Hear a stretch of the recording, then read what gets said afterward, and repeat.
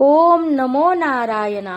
स्वागत है आपका आज की कथा में, कौवा और मैना की कथा में। भगवान पर भरोसा, ईश्वर में आस्था की सबसे प्रसिद्ध और शिक्षाप्रद कथा। बहुत समय की बात है। एक शाम को आसमान में काले बादल छाए थे और कड़ाके की ठंड पड़ रही थी। नीम के एक पेड़ पर बहुत सारे कौवे बैठे थे जो काव काव करके आपस में लड़ झगड़ रहे थे। उसी समय एक छोटी सी मैना उसी पेड़ की एक डाल पर आकर बैठ गई। मैना ने ठंड और अंधेरे से बचने के लिए कौवों से रात भर पेड़ पर आश्रय मांगा, लेकिन घमंडी कौवों ने उसे भगा दिया और कहा कि यह पेड़ उनका है।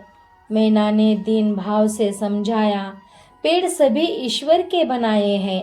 यदि बारिश या ओले पड़े तो भगवान ही सबकी रक्षा करेंगे।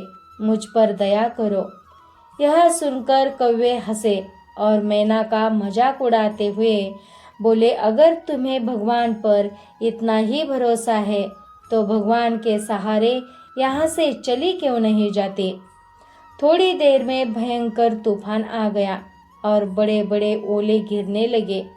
घमंडी कौवे अपनी जान बचाने और ओलों की मार से बचने के लिए इधर उधर उड़ने लगे, परंतु ओलों की मार से घायल होकर सभी जमीन पर गिर पड़े और बहुत से कौवे मर भी गए।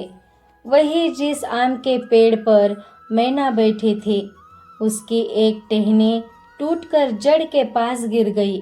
नन्ही मैना उस टहनी के नीचे छिप गई और सुरक्षित रही।